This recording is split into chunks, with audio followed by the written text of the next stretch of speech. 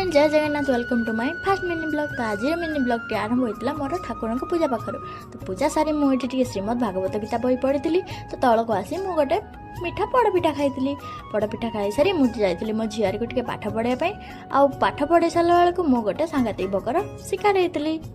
मुझे खाई पखाड़ सहित तरकारी आ गोटे आचार कहीं आचार बिना पर रुचे ना कौन भात मोर।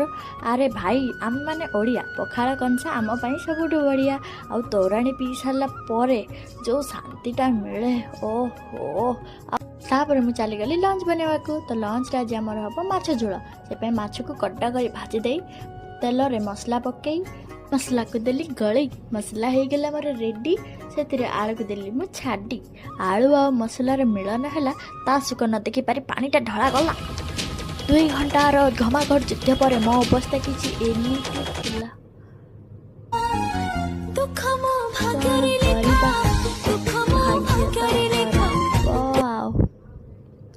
हौ छाड़। आ 2 पर लंच रे मु खाई भात माछ झोल आ बोईताल घंट आ ता संगे गोटे आम्बुल। तापर मो अवस्था किसी एमती थिला।